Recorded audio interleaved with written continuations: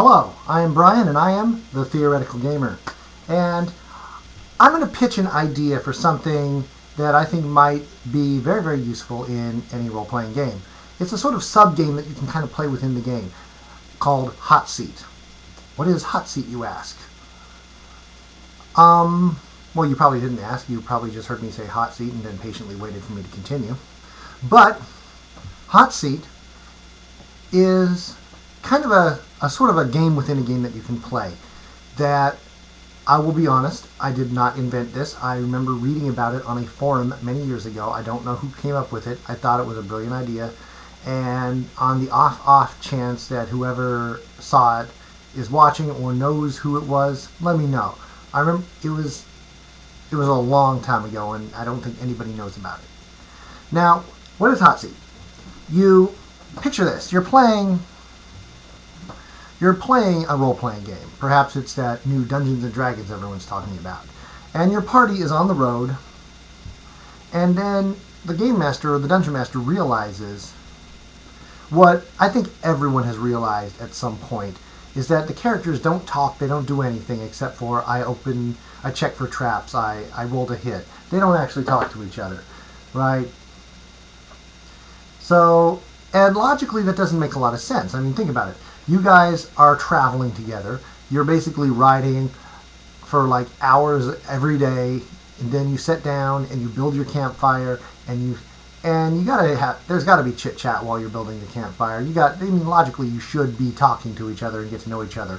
I mean, theoretically you could find a group that does nothing but like ride in grim silence and put the fire together in grim silence and cook their meat in grim silence and just sort of sit there and kind of sullenly stare at their own feet and then quietly go to bed and get out and put out the fire and, just scatter the fire or whatever, and ride and continue until and that's it, and never ever say one word to each other. That's not purely practical.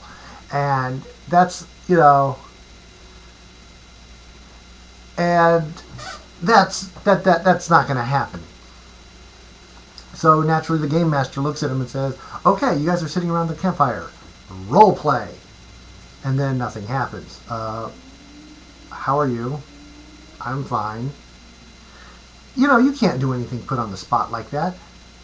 So the idea that I came up with, or I saw, and I am passing along to you, is called Hot Seat.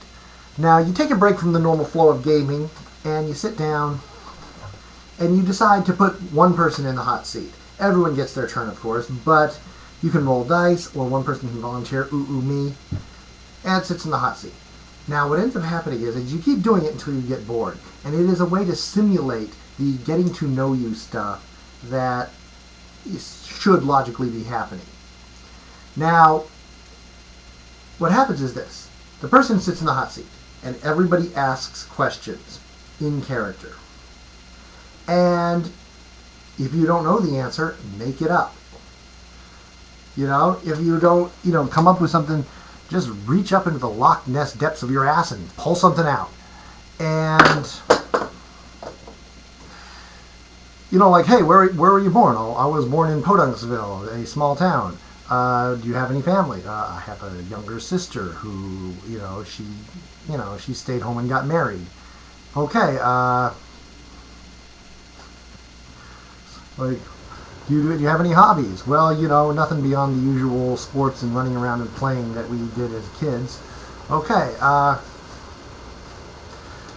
and it basically, and then you take turns, and you, in the hot seat, you have, and if someone asks you a question, you can't actually lie, but you can decide not to tell the truth. You can say, my character, that's very personal and he wouldn't talk about that. But you can't actually lie. Now, at some point, I know that at least one of you are out there saying, wait a minute. You're removing a lot of the flavor and the mystery if you're not allowing us to lie. So I'll tell you, play hot seat with your group and allow lie and tell me how it goes. No, don't let them lie. Because if you do, they will. And the purpose of Hot Seat is not to create a web of lies and distrust among the players. It's also for the Game Master. It's also so the GM can say, and he'll be taking notes and finding story hooks and cool things for like and cool people for your character to meet. And he's like, okay, oh well, you're traveling along and you meet Janice, your first girlfriend, the first girl you ever kissed. I don't have a first girlfriend. Well, what do you mean? You said that you had a first girlfriend and I was lying. Okay, so when you were growing up in Podunksville, I'm not from Podunksville. I was lying about that. It gives characters a way to back out of story arcs. It gives characters a way to not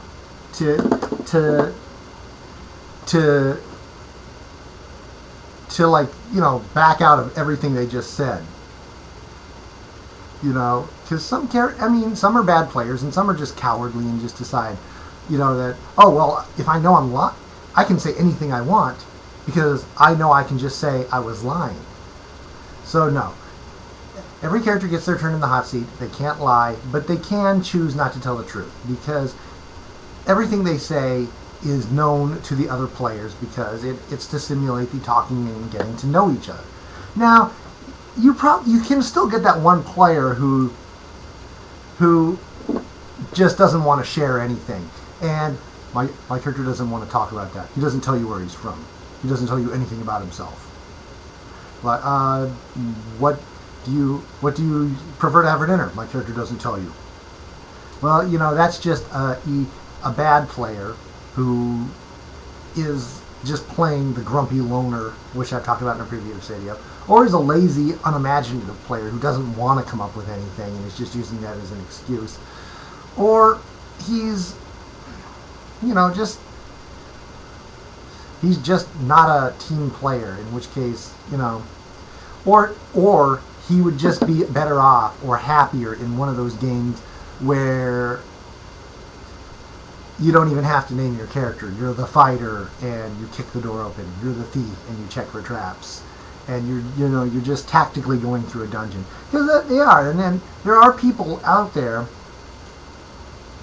who that if you ask them, what is role-playing? They would say, oh yeah, well, role-playing, yeah, that's easy to define. What happens is you have a sheet with a bunch of numbers on it.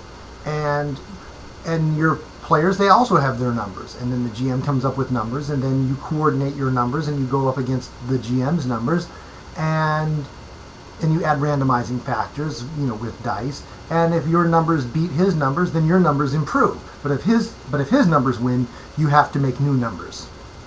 And if you asked him to name his character, he'd be like, what? Why do I give my numbers a name? That doesn't make sense. The kind of person who likes the idea of chess, but doesn't like all those story gaming elements like kings, queens, and knights. Stuff like that. And that person would probably be happier in, among his own kind, playing a group that's just pure dungeon crawl. But if you actually like to have a bit of story, then maybe Hot Seat is for you. It's just a fun little aside to your game to help, new characters get to know each other. The first time there's a time in the adventure where, like around a dinner table or at a campfire or stowing away in the hold of a spaceship. Something like that. Anyways, if you like the idea, give it a try in your games, and please get back to me and tell me how it went, because I'm curious to see how it plays out. Thank you. This is Brian, the Theoretical Gamer. Peace out.